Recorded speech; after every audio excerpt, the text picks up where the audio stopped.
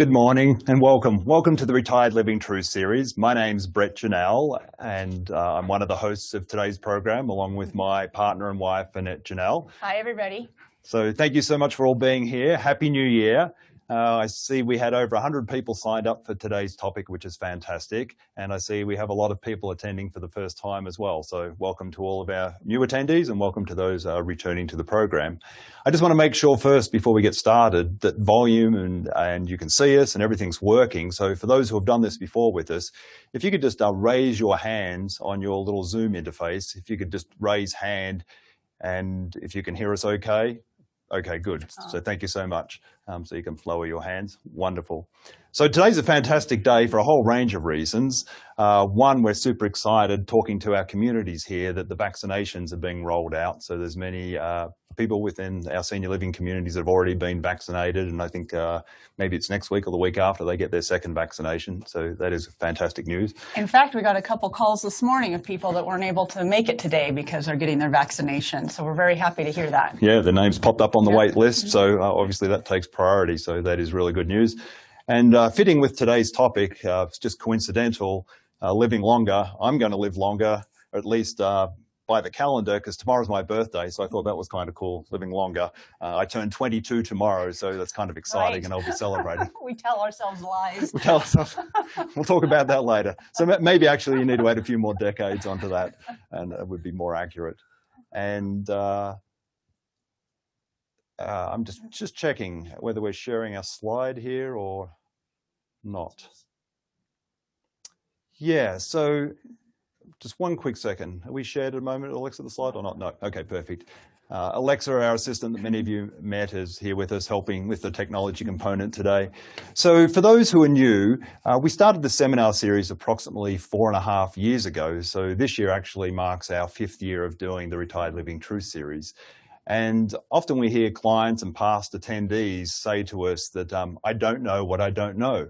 And that's a big reason why people come along to the seminars, is to learn more about a whole range of things that we just don't know anything about. And during these 4.5 years, Annette and I have learned an incredible amount of information, as have all of our sponsors who participate. And on that, this wouldn't be possible to do this program without all of the wonderful sponsors that support us. And I bring up the sponsors for a number of reasons. One, they make the program possible, but two, they're also a fantastic resource within the community to each and every one of us in so many different ways. And I hope you take the opportunity to get to know our sponsors. And can we just put up our sponsors, Alexa, if you wouldn't mind? And perfect. And so one of the items of feedback that we had this past year was with all of our sponsors, because we're dealing with COVID and doing all of this online, people didn't have the opportunity at our venue to go and meet with the sponsors as they normally would. So people were saying, well, we don't really know, especially newer people, what each of the sponsors do. So we'd like to focus more on that this year until we're back in person, and we'll talk about that in a moment, in terms of being able to have you learn more about each of our sponsors. So we're going to feature one or two of our sponsors during each webinar or seminar when we're back in person, so you can just know a little bit more. So I'd just like to showcase our first one. So please help me welcome Kimberly from Kindred Hospice, who's our featured sponsor today.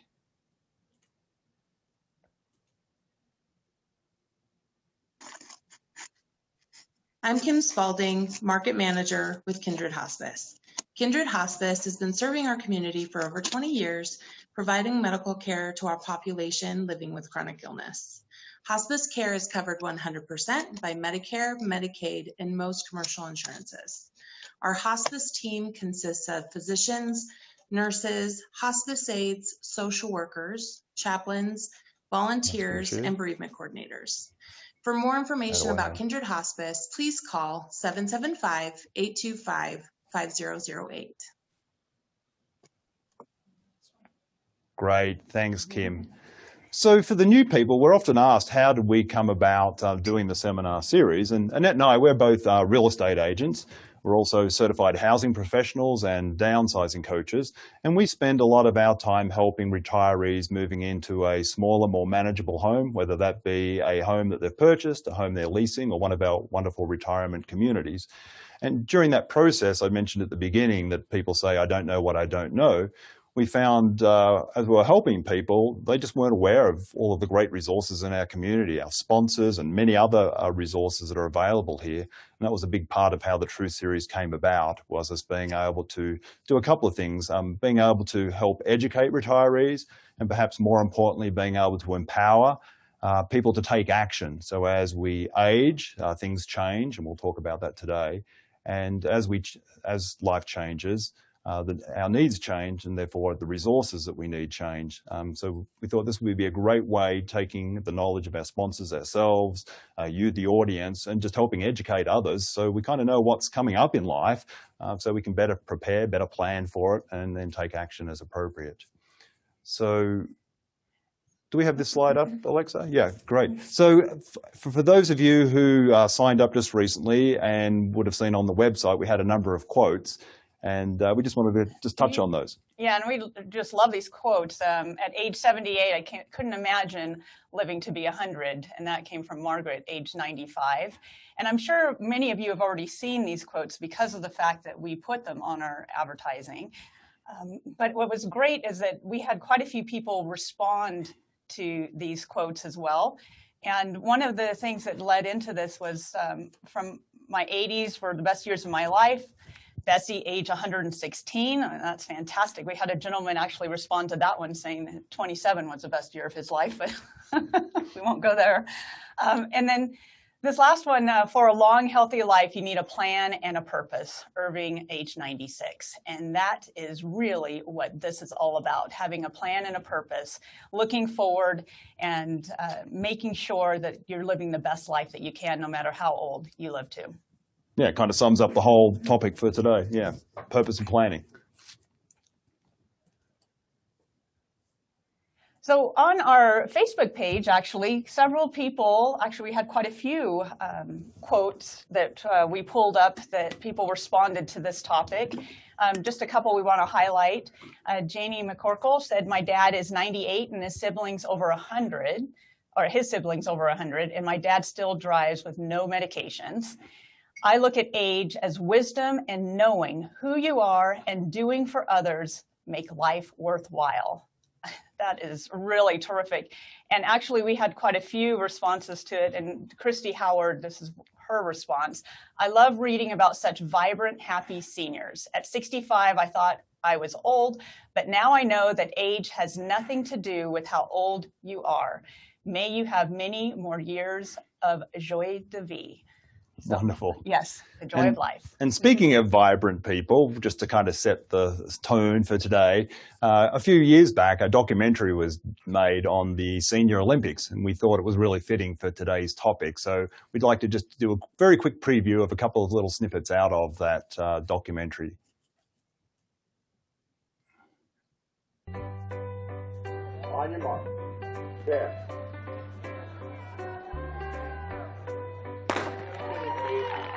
The idea is to compete, and you don't have to win, but whenever you do win, it's a nice feeling. Winning is everything, Brad. What do you mean? Good guys finish last. I am Roger Gentleholm. I am now 100 years old, and I understand that the fellow that I'm playing today is only 94 years old. So I'm playing a youngster again.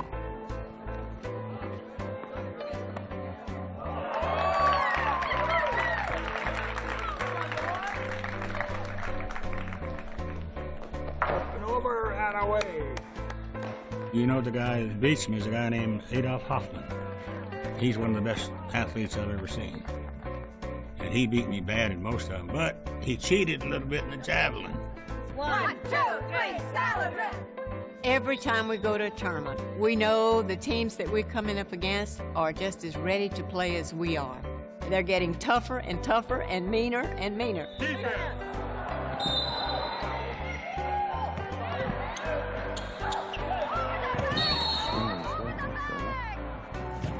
Just courage and faith and strength. That's where the inspiration comes from.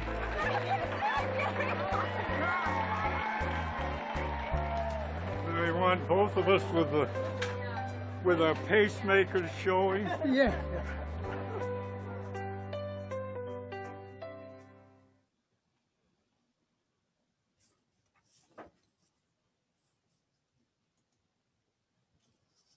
So that was a little bit of fun, and I like the tennis player playing the young guy at 94. Yes, that cracks me up. Yeah. So one of the things we kind of wanted to talk about as far as living longer, and is that more and more people are living to 100 and beyond, believe it or not. And as you can see, for those who are online and for those who are on the phone, in 2020 worldwide, there were almost 600,000 people who were 100 or older. So 600,000 people. If we compare that back to 1950, there were just 33,000 people who had made it to 100 or beyond. So we can see from the graph, for those who can see it, it just continues to increase our longevity, how long we're alive for. And just comparing that to the United States, people age 100 and over, or centenarians, in 2016, there were approximately 82,000 centenarians.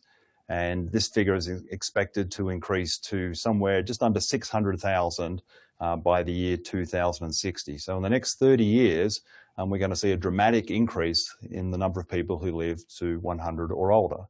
So for all of us here today attending, there's a really good chance you will live to 100, whether you like it or not. So let me just repeat that. You may live to 100, whether you like it or not. So we need to be prepared, unless you have some other alternative plan, which is not a good one. Well, or living forever. Or living forever, yes. We don't know anybody that's ever done that. So. Exactly.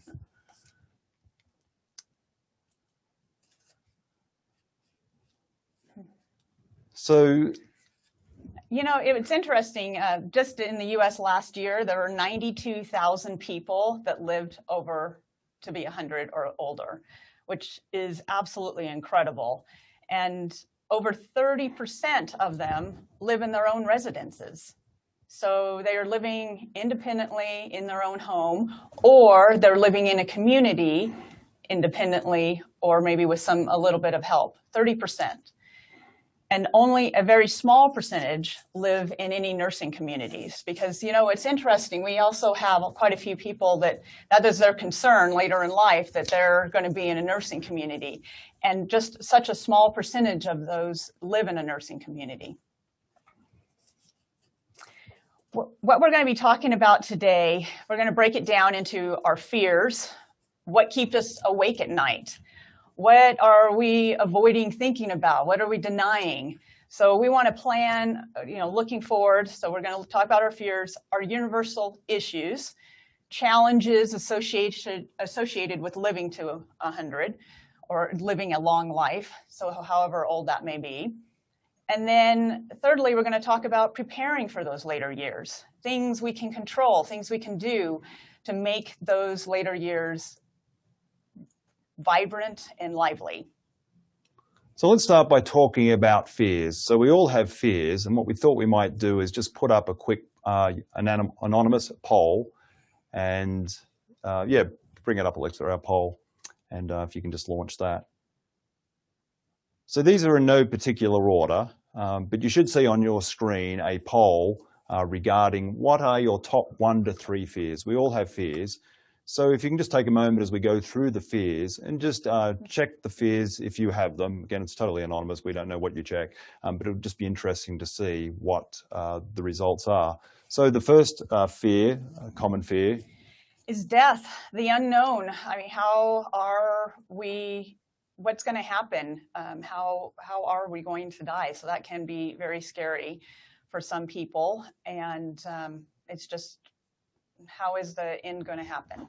What is it going to look like? Am I going to be in pain, or is it going to be quick and over, or is it going to be dragged out? So, and then secondly, living in a nursing home is another very common fear. So giving up control. And when we talk about a nursing home, we're not referring to independent living or assisted living. We're talking about a higher level of care.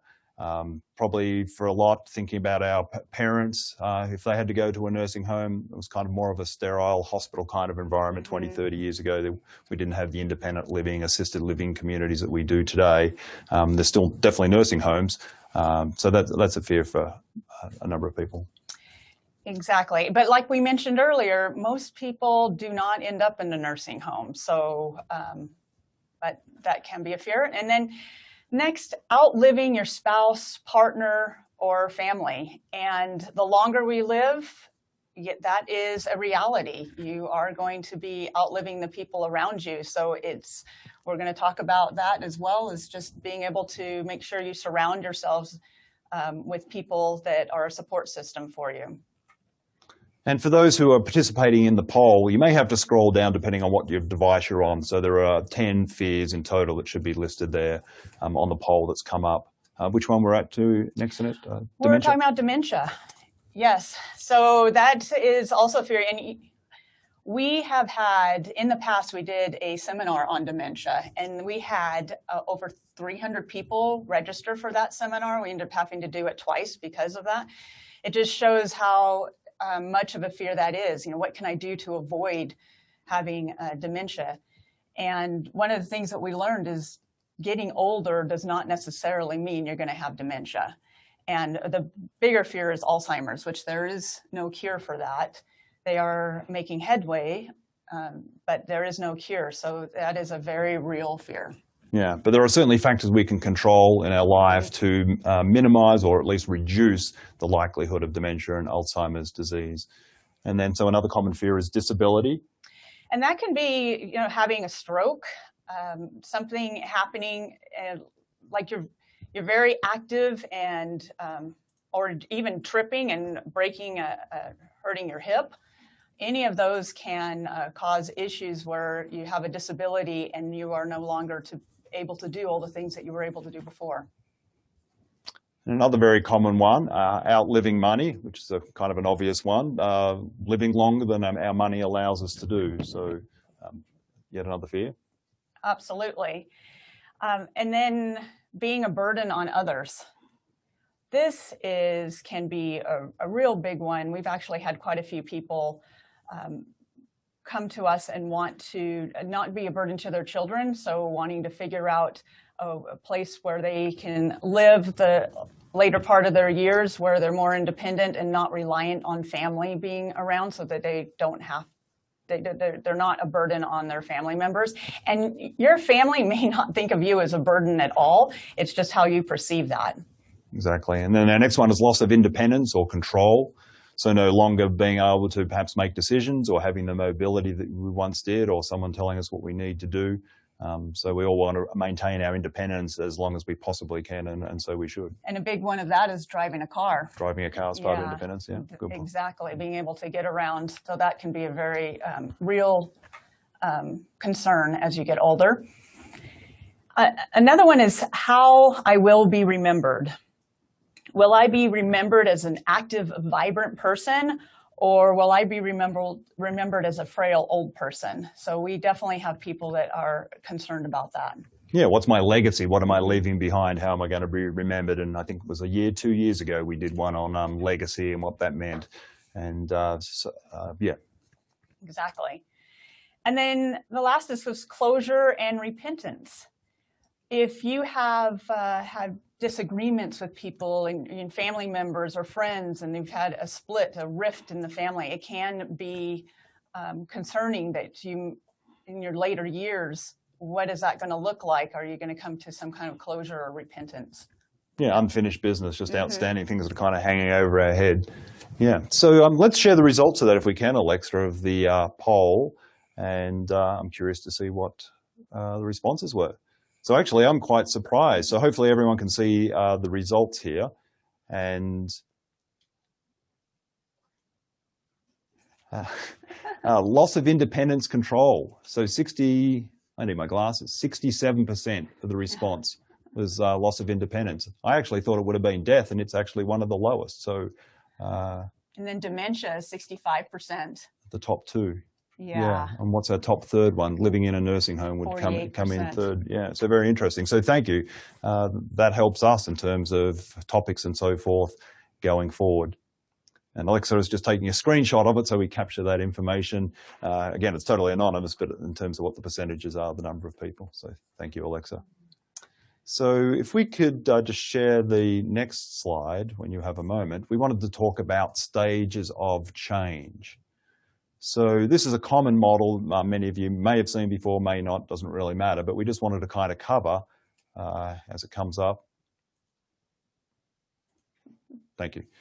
The four main stages of change. And the first stage is denial. So we can probably all think of lots of examples of denial. I'm not going to die, that would be denial. Yes. Or I'm never going to give up my driver's license would be another example of denial, and it may be true or it may not be.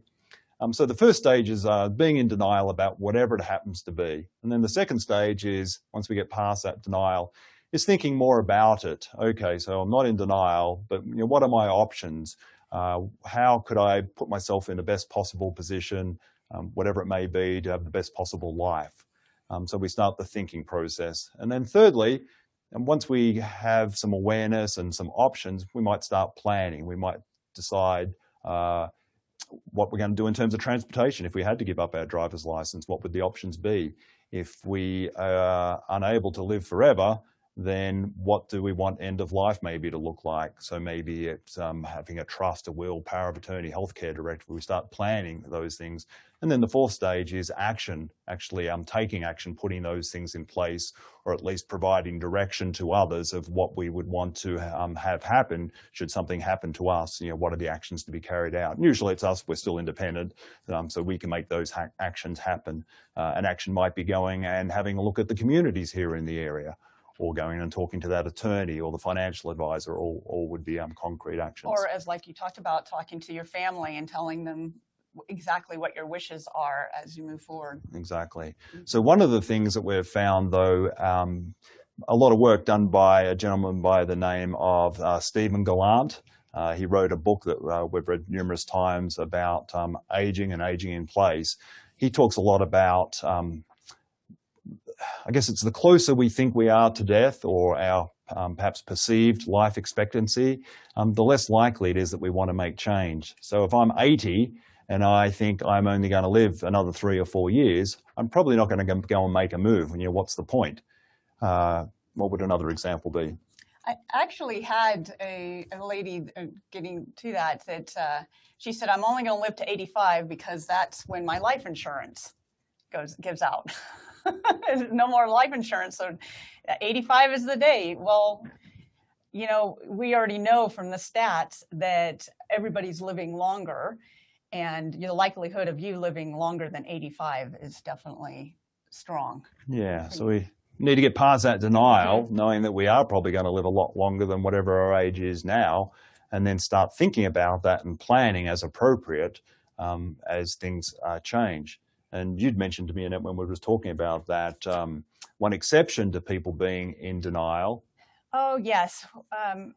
If you have a spouse, and the spouse is, actually, we've had quite a few where the spouse has reached out to us, the ill spouse, the spouse that knows that they've either been told by their doctor they only have a certain amount of time to live, or they just feel that things are changing in their lives, that they are going to outlive their spouse.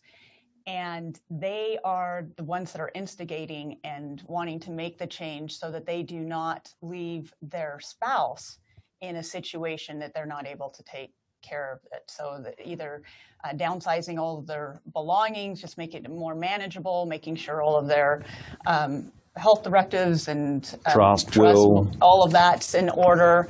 Or even possibly moving to a smaller space, moving to a community so that when they pass on, their spouse has the support group around them. So we have definitely seen quite a few people reach out to us.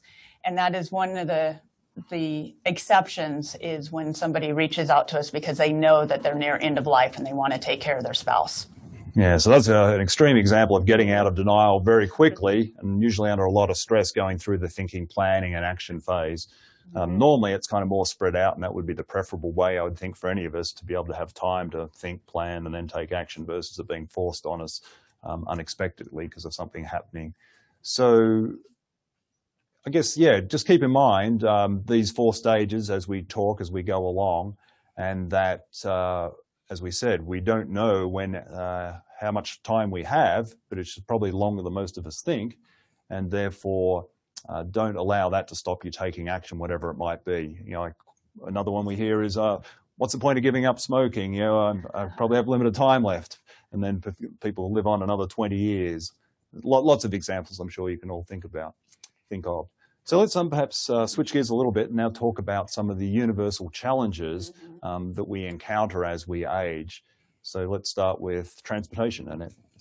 Yes, so transportation, we often have people looking at what is going to, if there comes a point where I am not able to drive myself anymore, then I want to live near a bus stop, public transportation, or being able to move into a community so that they have the transportation. So just planning ahead of what's going to happen when you're not able to drive yourself. And you can definitely we've had people rely on their friends and their family, but you know, doing that, not everybody's available to take you where you need to go when you need to go there. They do also have, through the RTC, transportation coupons where you get it less expensively to take the taxi. So there are options for you. So just researching that, knowing what is available so that you can plan ahead for when the time comes. Yeah, if it comes, and it may not. You might be able to continue driving forever. But we do know things like the one quote that we had from the Facebook page where she was saying her dad's 95 and he's still driving. So hopefully safely, yeah. I'm assuming so. But not everybody is so fortunate as that. Yeah, and one of the things we do know as we age, I think it's when we get into our mid-80s, you know, there's usually issues of eyesight, so maybe we can't see as well, certainly not at night. I'm not 80 yet, but even at night I start to, it's more challenging than it was 20 years ago. And then sometimes we lose feeling in our feet, so as far as being able to use, you know, the accelerator and the brake becomes an issue. So while we're sitting here going, well, I should be able to drive forever, sometimes, life changes and we're just not able to. So it's all about, being aware and planning, as Annette said. I remember quite a few years ago, I was at a restaurant and just sitting at the table looking outside, and I saw this lady and her friend. They were driving on the sidewalk, maneuvering between the building and the newspaper stand. I don't know how they ended up getting on the sidewalk, but things like that, when you start noticing that there are issues, then you want to take a look at that and come up with a second plan. Yeah. And Annette touched on friends, family, but remember, as we're getting older, so are they. So, we just need to think out what does it look like 10, 20 years' time. And then while public transport's fantastic, unfortunately, it doesn't necessarily meet all of our needs in terms of, walkers and wheelchairs and so forth. So we just need to think about, what are the options. Let's jump on to the next one, healthcare advocacy. Yes, healthcare. So that is just making sure that you have your directive there and you have an advocate just to avoid guardianship. So you have somebody and know what your rights are. So if you want to have surgery, then know what the process is and know what the outcome is or possible outcomes, and then decide whether or not that's what you want to do. And if you don't want to have surgery, also knowing what your rights are. Or if you're told you're too old to have surgery, know what your rights are to insist on that you want that surgery if that's appropriate, because usually you can. So let's talk about financial exploitation. That was the next one I see here on our list. So financial exploitation, unfortunately, as you get older, you're just being able to think cognitively, like was it the mid-80s? They did a study on that well, not mid-80s, but when you're in your mid-80s is when things start changing. cognitively. So it's good to have somebody there to help you with your finances, but you can also be exploited. So making sure you've got somebody that you trust, and that is their forte. That is something that they're good at and have your best interest in mind. Unfortunately, there are a lot of scams out there, and people, I mean, we all know it. We talk about it all the time. We did a presentation on it not too long ago about scams. People are looking to take your money from you. So, and it's not something that people really like to talk about. We had one lady that she was the victim of a romance scam, and she ended up having to sell her house because she couldn't make her house payments anymore. He literally took everything, and she ended up having to move in with her son. I mean, that is just, it's heart-wrenching when this happened. So, and that's just one. We had another one where the spouse, he had a stroke, and the spouse didn't know it. So he had a mini stroke. Yeah, affected his cognitive ability. Going back in time, that's what the doctors figured out. But at the time, his wife didn't realize that he had had a stroke, and he had always looked out for the finances and done everything.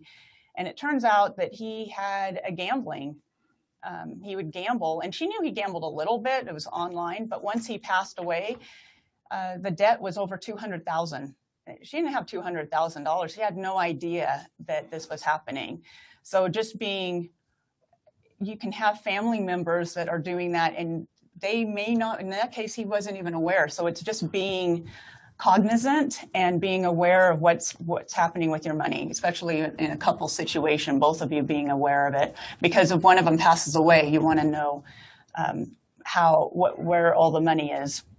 Yeah, so again, as we've done in previous seminars, and our panelists who have been on there, would encourage you to know the finances, if you're a couple, to have kind of open book a discussion. Don't just like it's all up to Annette, she looks after the finances. You need to have an interest so you do know what's going on. It's in your best interest. Mm-hmm. And then speaking of, while we're on the topic of scams, I was just talking to, was it someone from the Attorney General's office, or I'm not sure who it was, just in the last week. They were telling me about scams. Oh, actually, I know who it was. It was Amy over at Prominence. She'd encountered it. Scams regarding COVID. So obviously that's a topic at the moment. Just be really aware of phone calls where they're offering to get you to the top of the line for vaccination. So for a fee, we'll get you to the top of the line and get you in early for a vaccination if you're choosing. So that's a scam where they're asking for, I can't remember how many hundreds of dollars she said. So there's always scams going on. And, aside from scams, it could just be a family member that is asking for a loan, and it's all valid, everything's good about it, but you may give them the money, and then you're living longer, and then later on you need the money because you are living longer, you need it. So just be vigilant of that and be aware that I'm not saying not to give your family members loans. I'm just saying look at your whole financial situation and what your future holds before you make that decision.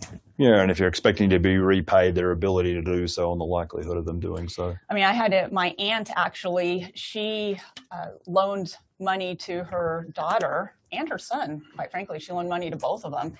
And now she is living with her daughter because she's basically loaned the money all these years and didn't have anything left for herself. So she's living with family. And fortunately, her daughter is able to do that too. Yeah, able and willing and a loving family, but not everyone's so lucky. So the next one we have is physical abuse and neglect. This can be just having a caregiver. Being a caregiver is very wearing. And it can be a family member that's a caregiver. And it can be as simple as just having a burnout and fatigue. So just being aware of that as you get older, and if your spouse is your caregiver, to have something set up where there's some kind of relief for that so that they can be re-energized, because it can be very tiring. So make sure that you look at, and unfortunately, most of the time with abuse, it is a family member that is doing the abuse. So it can't, that's not necessarily a spouse, it could be a child. So just be aware of that and come up with a plan to make sure that you are surrounded by people that are loving and caring and know what's happening. And that falls right into neglect as well. If you have family members that are not close by, they're out of state, they come and visit you every once in a while, they may not realize that you need the help. And so then it's getting right into neglect, where we had one gentleman that he wasn't able to care for his house anymore, and he never threw anything away. So he literally was living in garbage. And it was about 2.5 feet of garbage on the ground in the house. And the family came to visit and like, oh my gosh, we got to take it. So that is neglect. It's not necessarily intentional. It's just that they weren't around. So again, being able to surround yourself by a support system that can know if there's something that needs to be helped. Yeah, and I just add to that, keeping in mind that support systems can change. So people who might be available or are helping now are also aging, so they may not be able to help in the same way at a later time as we all age. So just kind of having another plan for that. So we have 4 more, so let's jump to the next 4. If we can, thanks Alexa putting that up, great. So our first one is isolation and loneliness. We really saw this, and it's really come into light just with COVID. We have had people that were very vibrant and lived on their own and socialized, went to all the different events.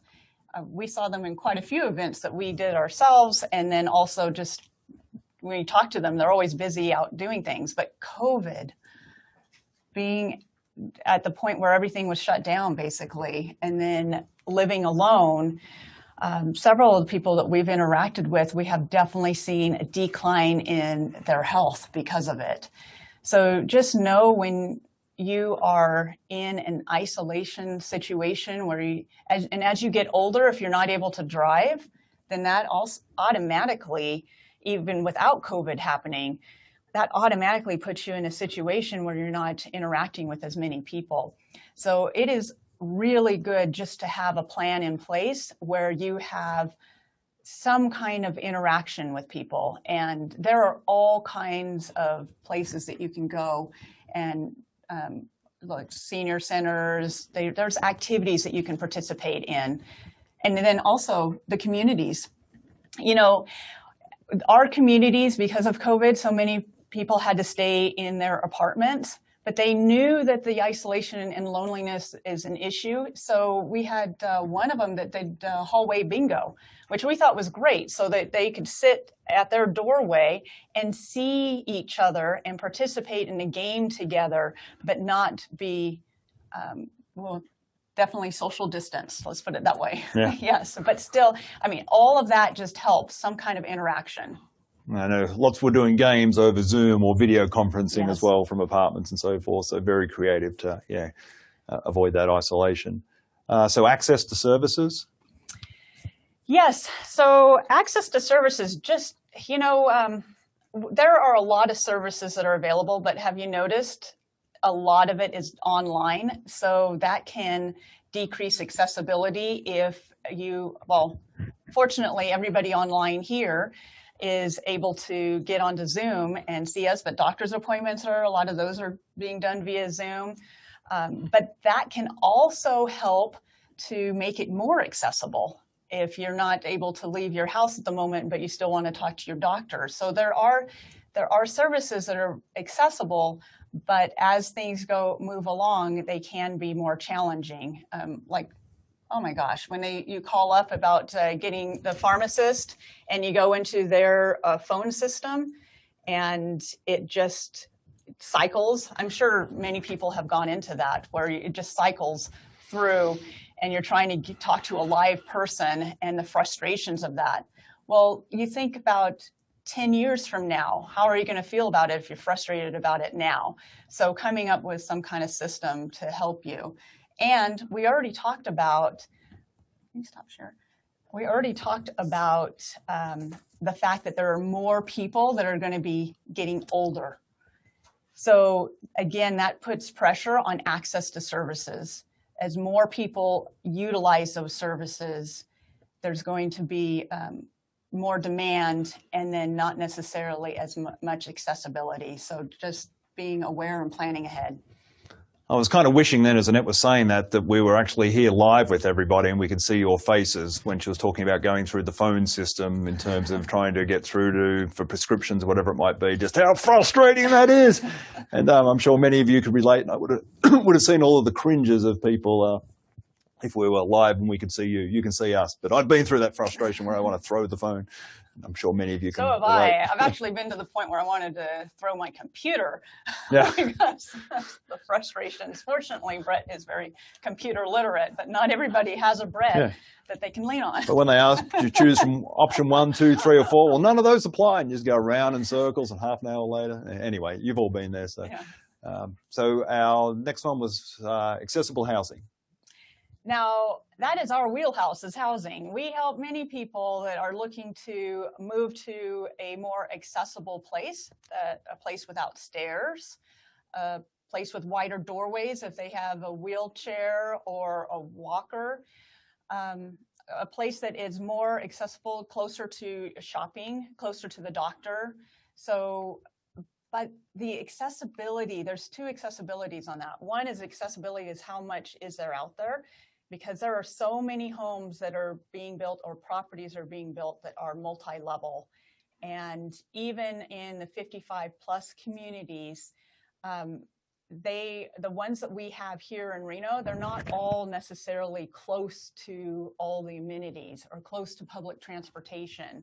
So we definitely have an accessibility issue, both in being accessible for what properties are available that are going to fit your needs. Because you want no stairs to entry, and I mean they'll say that they're single level, but you have to go upstairs just to get to the single level part. So it is very challenging, and it's a housing issue, and it's across the board. It's not just for seniors, it's for every age. We're definitely having a housing issue, and that's why they're putting in these new properties, but they're all multi-level, and we need single level. We need places that are close by. Yeah, and then there's accessibility in terms of grocery shopping, having that close by, so hopefully we could walk or to the senior center or activities. There's accessibility in terms of affordability. So lots of different issues. And the reason we bring that up and to start thinking about and planning, I wish for everybody is that you can just age in place where you are, because that is the most affordable option of all, is just staying where you are. So part of that is... Possibly, not all the time. So it depends on where Not always. Usually it's the most affordable. So you're right. And sometimes, there's definitely, it can be actually a financially to your advantage not to be in your home. But for the most people, that would be. But that brings up a couple of issues, again, to think and plan about. And one of those is making modifications in your current home. So looking to see if you live for another 20 years, 30 years, 50 years, whatever it might be, and as health and mobility and things might change, does your current environment support that, or could it support that with change?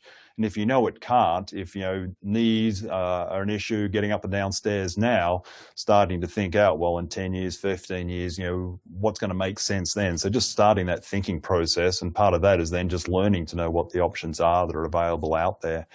And then another big part of accessibility that I see happening is just, and Annette touched on it, is just the availability, whether it's homes to move to, whether it's retirement communities, whether it's leasing your own apartment that's smaller and more manageable. Our population is, as we've been talking about, living longer. Yep. So people are about longer, and our population is also growing. And we also have all of our friends coming in from California to retire here because it's more affordable.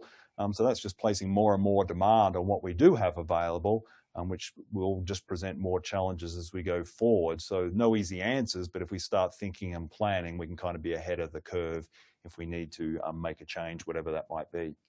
And just talking about modifying the home, there are resources out there where they'll come into your home and talk to you about what you can do to make it more accessible for you, whether it be a ramp or one of those I don't know what they're called, but the elevator lift, things, yep. The stair lift.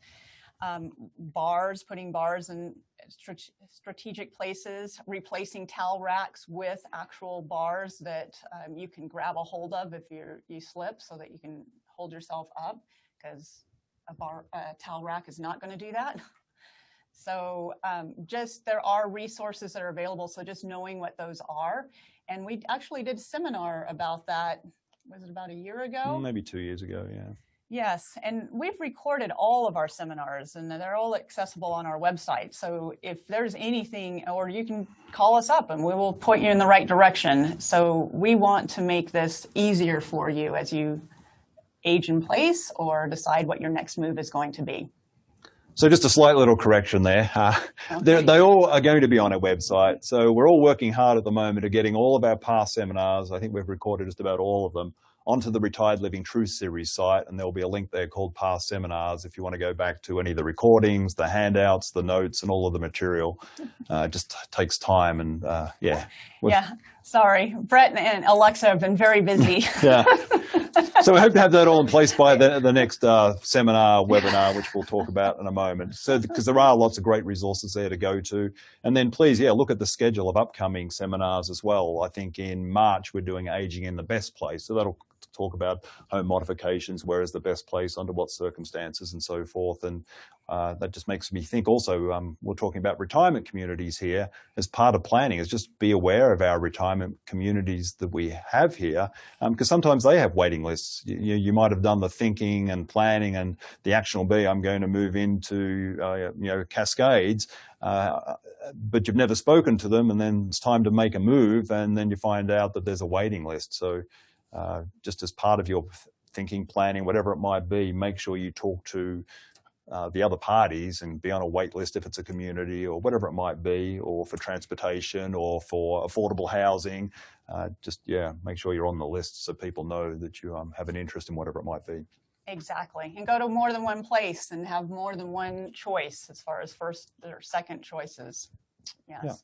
Yeah. So lastly, of our universal challenges is cost of care. Yes, and this is one of the reasons why I corrected Brett when he said it's cheaper for us to live in our home. It not always is cheaper to live in our own home if we need care in our home. So there are definitely great services like Amada, where they can come into your home and help you for a few hours, basically what you need. But the cost of it, you're looking at $25 to $30 an hour. So depending on how much you need, that really adds up. And depending on what your situation is, it may be more affordable for you to move into an independent living community or an assisted living community where you have a little bit of help, or moving in with a family. And we've definitely had people that have moved into an in-law suite and at a family member's home, so they have the assistance that they need when they need it. And what else on cost? So another part of cost is part of denial, because none of us want to talk about it, but is end of life. So at some point, sometimes we need to be in hospital or procedures, or we're holding on to life. And sometimes that can come at a big cost to our family who we leave in terms of medical bills and so forth. So part of it is just kind of thinking, what do I want to have happen, and have that clearly specified in healthcare directives, pulsed and so forth, so that there isn't financial implications for a spouse or whoever it may be after we pass. So that's kind of a part that we sometimes don't think about, but we've certainly had situations where, yeah, there's large bills at the end that no one expected, and the person who's passed away never would have thought about the expenses that were being incurred and racked up, and who's going to now pay for those. So that then takes us into our next part, which we'd like to talk about, is the third stage, preparing for the later years. Yeah. So maybe we could share this slide if we can, Alexa. And it was remiss of me at the beginning. I should have said, when we have slides up, for those who aren't familiar with it in Zoom, you can click or touch on the slide or on our smiling faces, and it'll alternate between the slide and the speakers. So anytime you're on a Zoom call, if you've had enough of the slide and you'd rather see the speakers, just tap or click on them, and it'll go backwards and forwards if you weren't aware of that. So preparing for the later years. Yes, these are our action items. So we don't want to leave you without action items. That's the whole point of this. So number one is just surrounding yourself with a community.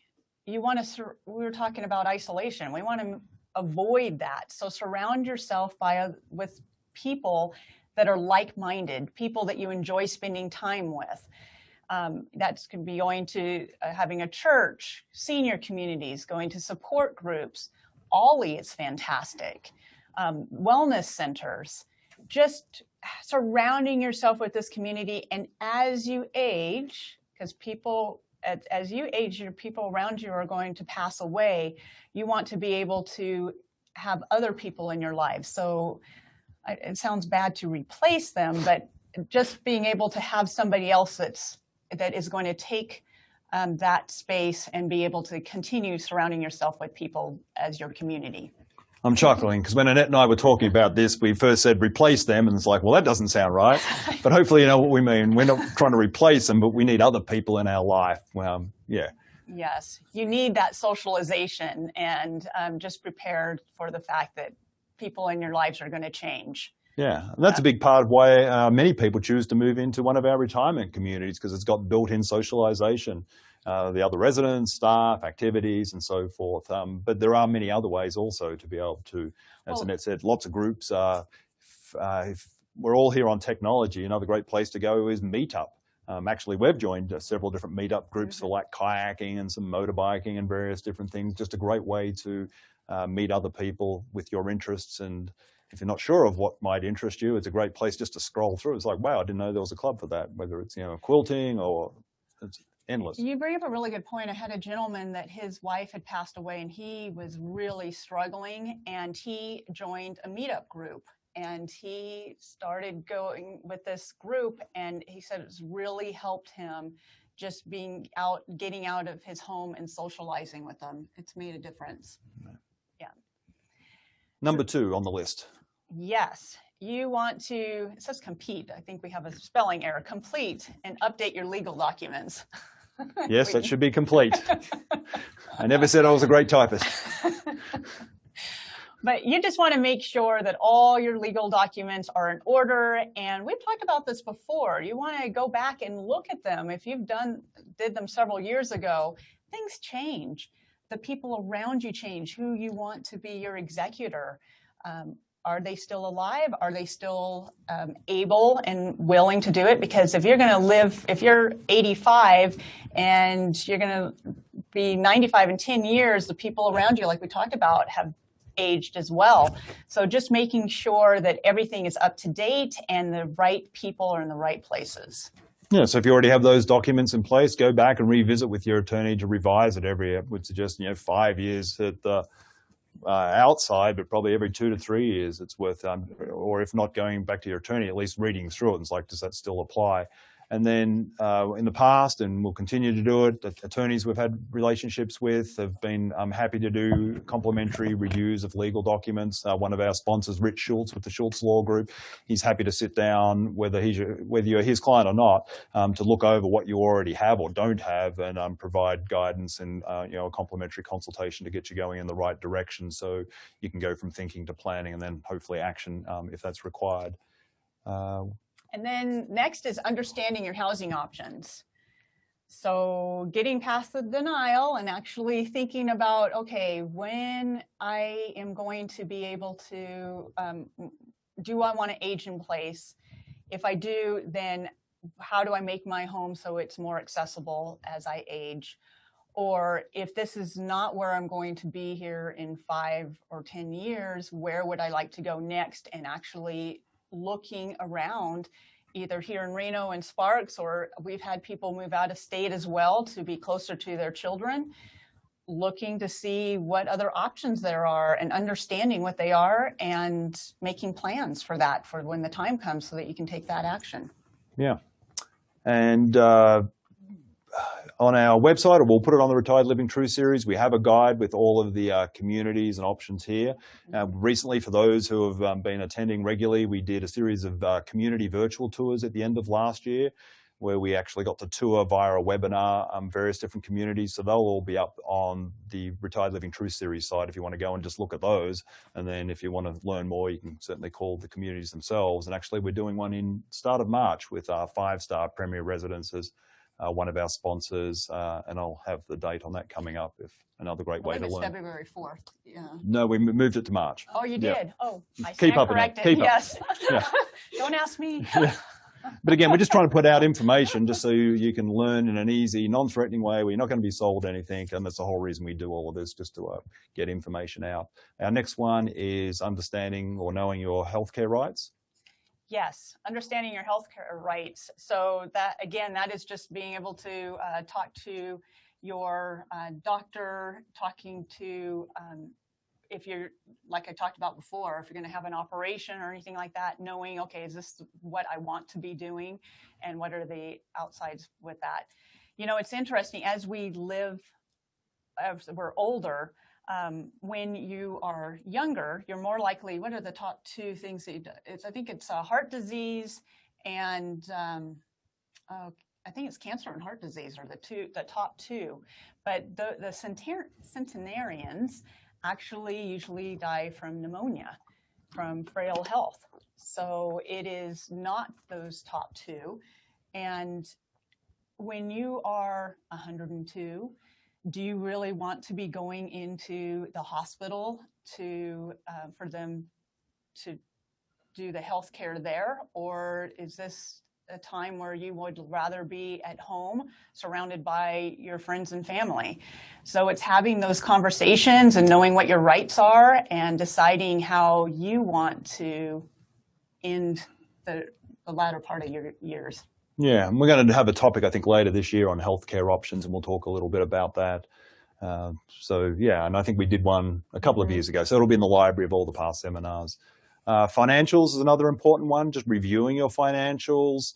I know time can kind of slip away, and we kind of forget what we have and don't have and how long it'll last us for. So that would be a good action if you haven't done that recently, just going back and just reviewing where you are financially and just knowing. Talk to your financial planner. Yeah. Find out how long your money is going to last you, because that is a real fear for people. And if you have somebody that is in your corner, your financial advisor, have them go through all of that with you, and you can come up with a plan to make this last for the rest of your life. Sorry, Alexa. Oh, yes, please. So then we had what ifs? Yeah, planning for your what ifs. What if I can't drive anymore? What is my plan for that? What if I get to the point where I'm not able to take care of my house anymore? What's my plan for that? So going through all the what ifs, what the future is. What if my care provider is no longer the person that that my advocate, I guess I should say, my care advocate. What if they're not in a position to be able to help me anymore? Who's my backup for that? So go through all the what ifs and come up with a plan for that. And you're going to have to reevaluate it as you get older too, because things change. And I'd just add a shameless plug for the Retired Living Truth series. The whole reason we do this, and I said at the beginning, a lot of people are so grateful for the seminars and all the expert panels that we bring in. Because, as they've said many times, I don't know what I don't know. And that's part of the what ifs, just being aware of how things change. Part of that is being educated. It doesn't have to be the truth series, but just being with even your peers, people who are going through different things, so you're aware of changes that come up that we just honestly don't necessarily think about. And then our very last preparing for the later years tip would be to always stay curious and keep learning. So attend seminars, join OLE, join groups, just to engage the mind. That helps keep us mentally active. And yeah, just try doing something new you haven't done before, because you might be enjoying it for the next 20, 30, 50 years. Who knows? Yeah. Exactly. And if we could just, thank you, Alexa, share this. So we just wanted to share a quote with you that we thought was very relevant to today. Inside every older person is a younger person wondering what happened. And that led me on to remembering some photos that I had seen that I thought we would share with you. And these photos are by a photographer by the name of Tom Hussey that you may have seen before. It's called his Reflection series. Actually, show of hands if you've seen these photos before.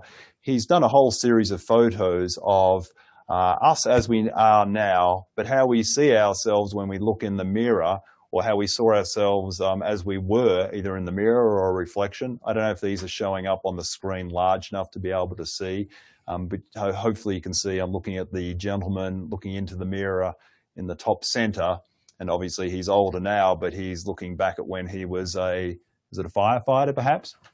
And actually, if we jump to the next one, on the website I screen captured this one, which I really liked.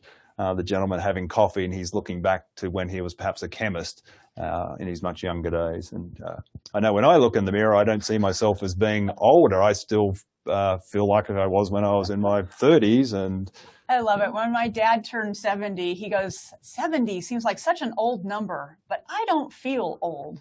And yeah, you know, we feel, it's how you are on the inside. That it has nothing to do with the outside. It has to do with how you feel on the inside. Yeah, and your dad's not far off now, 80, isn't he? He's still doing absolutely 80, everything. yeah. Yeah. So, all in the mindset. So that's I think all we wanted to talk about there. How are we doing on time? Yep, on 11 o'clock. So we just wanted to uncover next events. Thanks, Alexa. So coming up. Sound on? Yeah. So coming up on February the 18th, so next month, Thursday again, we have our next seminar, The Truth About COVID in Northern Nevada. And so it's going to be what's happening right now, well, not right now, on what's happening on come February the 18th, Yes. Where are we at in terms of vaccinations? How is that all going? Is there anything we should be aware of? We plan to have an MD, someone from Washoe County Health, maybe someone from a community, given they've been doing lots of vaccinations. So we'll have some really good panelists to be able to talk about things that we need to know and where we're at. Because I know there's lots of questions that are coming up, and there's definitely some misinformation out there about the vaccination process, the different types of vaccines that are available, when we should and shouldn't get it. And so we'll learn more from that. And so before I go on, actually, no, let me cover the next one. So actually, could you put up the poll also while we're doing this, Alexa? And then on March 4th, I mentioned just previously, we're going to do another community virtual tour with 5-star Premier residents. And Alexa's going to put up a poll. So if you'd like to register for the February 8th seminar, we'll go ahead and get that done for you. February 18th. Sorry, what did I say? You said 8th. Oh, the 8th, yeah. Confusing my dates. There's something else on the 8th. February 18th, if you would like to attend The Truth About COVID, you can just mark that down. You'll see the next question. It says, I would like to be on the wait list for attending in person. So let me explain. We're going to go back live next month, February the 18th. We'll be back at our normal venue, the RSAR over on Riggins Court. However, there will be restrictions in terms of the number of people that we can have in the audience, and that will be based on the latest from our governor at the time, and then what our hosts are able to provide us there in terms of capacity. So it would definitely be limited, and what we're going to do is do it in person for those who are there, and maybe no one wants to come, and that's okay, but we'll be there. And we'll broadcast it just like this, but we'll just be doing it from that venue with hopefully a couple of people in front of us. And so if you'd like to be on the wait list for that, just mark that, and then we will reach out to you closer to the time when we know what capacity we have. And if you're not comfortable being in person, that's fine. And if you'd like to just be on the webinar, that's fine too. So whatever works best for you. And then the second question there on the poll for those who are online is if you would like to attend the community virtual tour on March the 4th, 10 a.m., which is a Thursday. What have I not spoken about? I think you've hit it all. I think I've covered it all. Yes, you've done an excellent job. For those who are dialed in, because I can see there's a number of people who are listening in, if you'd like to be registered, just give us a call, whether you want to attend either of those events or be on the wait list, reach out to us. And again, as the year goes on and we all get vaccinated, or more of us gets vaccinated, then the more people we'll be able to have at the venue as we return. Yeah. So yeah, we can end that poll, and if you missed out, yeah, just go onto the website and register or give us a call, and we'd be happy to help. We still have that screen up. Yeah, you can see the website, www.retiredlivingtruthseries.com, and the phone number there if you need to reach out to us. So that concludes our topic for today. Normally we have Q&A, but we'll do that on the next one. But I just wanted to thank everybody on behalf of Annette, Alexa, myself, and the rest of the team for being here today, and all of our sponsors. And just wish you a wonderful rest of the day. And we hope to look forward to seeing you live soon at an upcoming seminar. So thank you again. Thank you.